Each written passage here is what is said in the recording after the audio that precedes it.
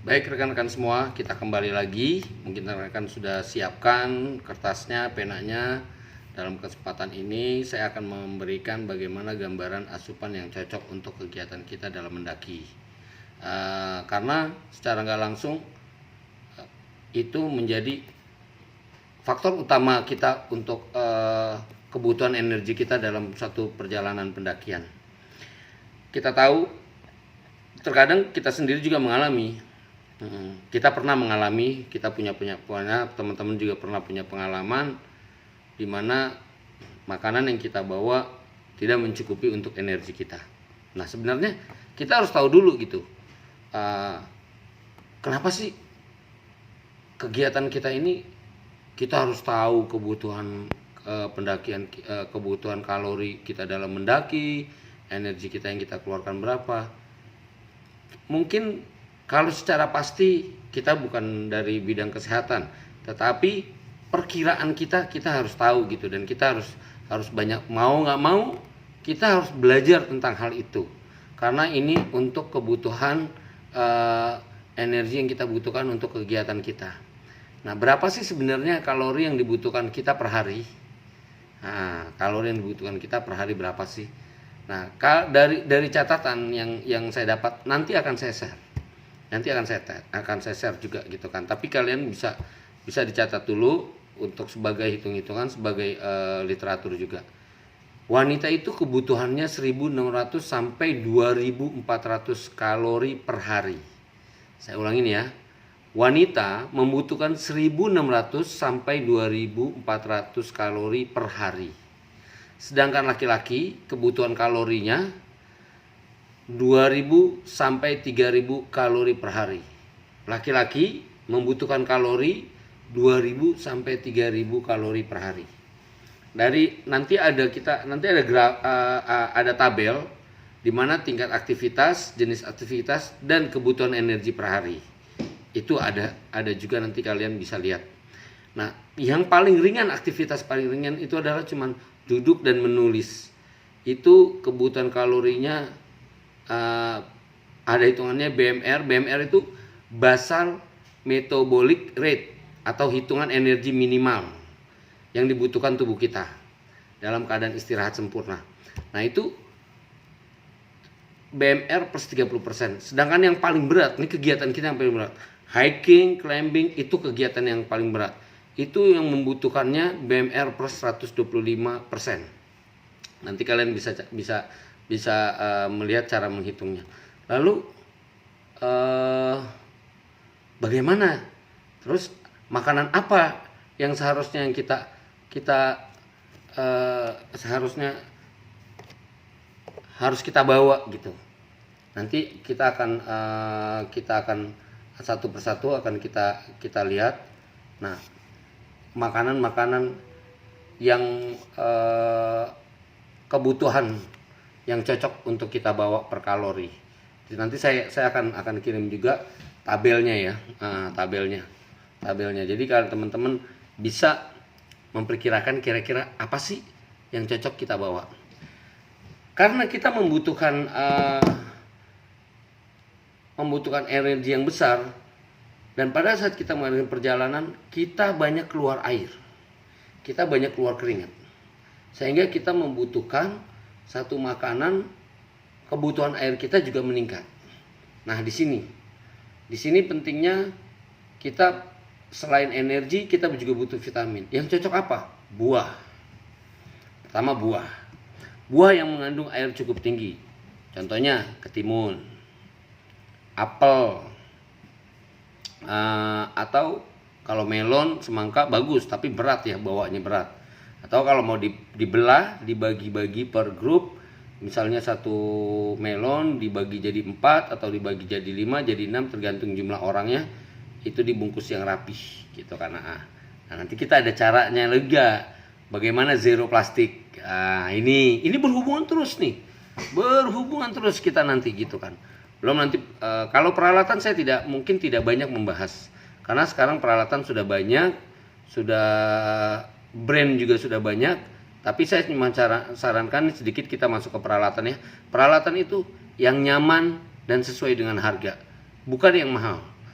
bukan yang mahal, tapi saya hanya menyarankan yang nyaman dan sesuai dengan harga. Mari kita kembali lagi.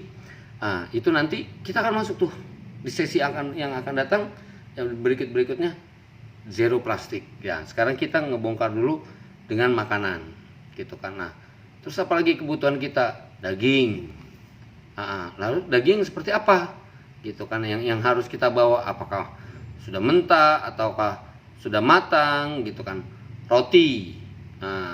Roti itu kalorinya juga tinggi, 175 roti kalorinya.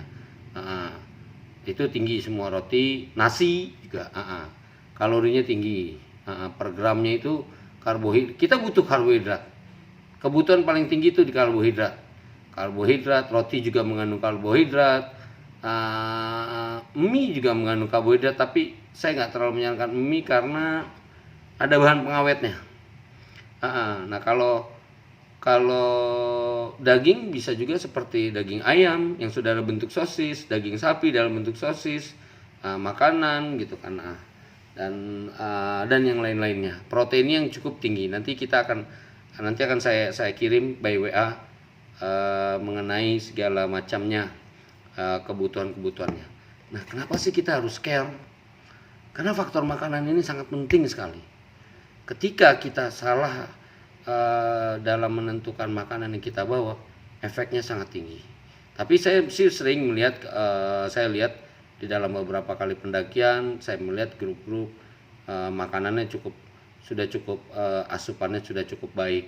Tapi terkadang ada juga sekali-sekali saya ngeliat, ngeri juga dalam naik gunung makan yang pedes-pedes gitu kan.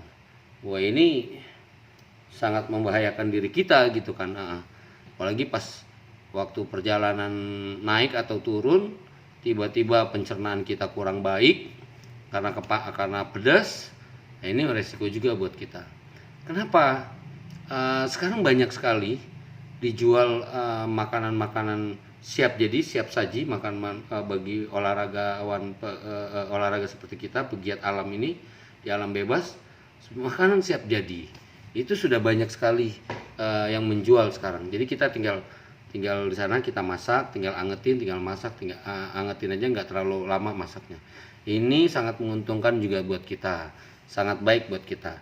Nah, perlu jadi catatan buat teman-teman bahwa fungsi makanan yang kita bawa ini, yang terutama adalah untuk mengembalikan energi tubuh kita yang sudah keluar begitu banyak. Dan saya mengharapkan kepada teman-teman tidak lagi, mohon maaf, jangan ada yang membawa barang-barang terlarang seperti minuman keras atau apa. Itu kalau di kita nggak baik lah gitu, karena dan saya tidak menyarankan sama sekali untuk itu. Bahkan dianjurkan, memang dilarang gitu kan. Nah, untuk minuman yang bersoda juga sebaiknya dikurangi. Kita lebih membutuhkan air putih. Nah, terkadang pada saat begitu kita lagi naik, ya, ini kan detup jantung nih bergerak cepat, energi keluar, panas gitu kan, panas gitu kan. Jangan langsung minum. Kalau kita istirahat, memang kita haus gitu, tapi usahakan kita duduk dulu istirahat, kita cooling down dulu napas kita. Jantung kita cooling down dulu, tunggu tenang sekitar 3-4 menit atau 5 menit, kita istirahat, udah tenang, kita duduk juga, kita selonjoran kaki, baru kita minum sedikit-sedikit. Jangan begitu, haus tuh, ini bahaya. Bahayanya kenapa? Saya contohkan gini, ibarat kita lagi bekerja keras gitu kan, panas tuh, tubuh panas, detak jantung cepet. Ibaratnya sebuah wajan atau sebuah gelas kaleng atau wajan yang panas gitu, terus dimasukin air, atau sebuah besi yang panas dicelap ke air, bus, kita bisa tahu, bayangkan kayak gimana. Nah, begitu juga di tubuh kita. Jadi kita bikin cooling down dulu tubuh kita. Nah, itu kalau tidak tahan, efeknya sangat besar sekali. Nah, ini terkadang kita tidak sadari efeknya itu mungkin tidak 1-2 hari, mungkin berapa tahun kemudian terjadi sel-sel yang rusak itu baru jaring-jaringan baru terjadi lah gitu kan. Itu banyak sekali. Salah satunya saya pernah baca artikel tentang mungkin juga teman-teman pernah baca atau bisa searching nanti di internet. Salah satu pendaki asal Jepang, wanita pertama asal Jepang, itu yang mencapai beberapa puncak tinggi di dunia. Dia mendaki, tragis sekali di penghujung karirnya atau penghujung hidupnya dia sakit pencernaan. Nah ini sakit pencernaan ini diakibatkan karena pada saat seringkali pendakian itu kita asupan kita tidak seimbang. Dan biasanya ini yang paling bahaya. Biasanya pada saat pendakian itu menahan BAB. Itu pernah juga saya pernah kejadian seperti itu. Mau BAB saya tahan. Karena mikir, mau di mana nih gitu, karena gimana nih gitu, karena itu nggak mungkin di jalur kita nongkrong gitu kan, di semak-semak, ribet gitu, udah kita tahan deh gitu kan, tahanlah gitu, karena akhirnya lupa, hilang gitu. Nah ini sangat bahaya sebenarnya, Nah bagaimana mencegah ini terjadi? Sebenarnya nggak ada masalah, tinggal kita cari tempat, kita tahu cara membuatnya, ya kita lakukan gitu. Memang ya agak-agak gimana lah ya, kalau kita biasa membersihkan dengan air, tiba-tiba kita harus membersihkan dengan tisu basah gitu kan. Nah ini juga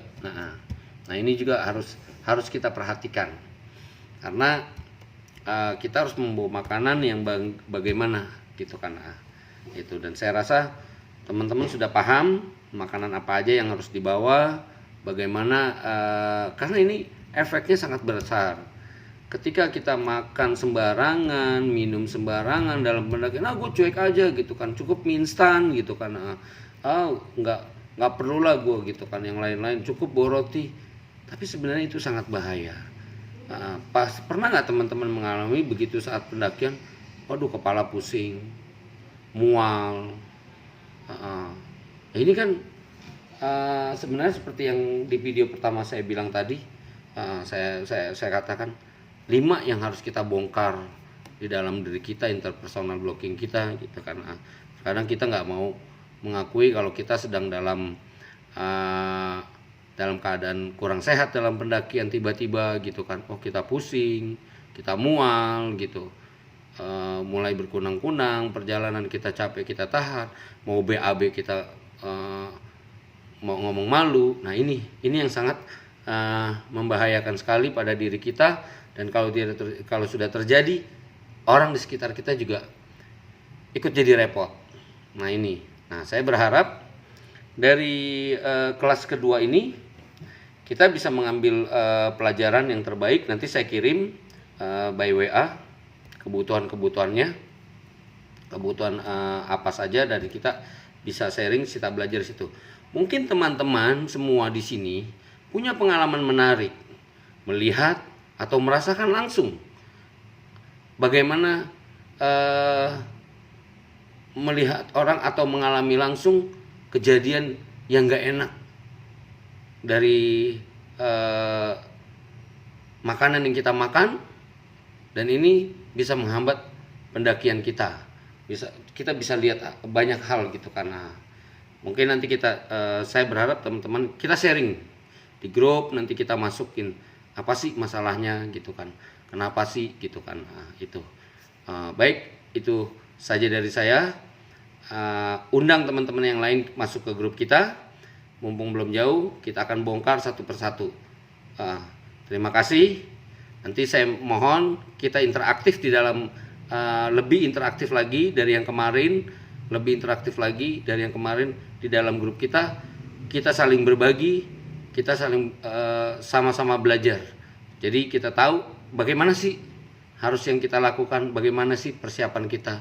Nanti kita bahas satu-satu. Kalau makanan ini bagaimana, kalau minuman yang seperti ini bagaimana. Dan nanti di sesi berikut bagaimana cara packing makanan zero plastik. Terima kasih teman-teman. Salam rimba, salam lestari, salam sehat semua.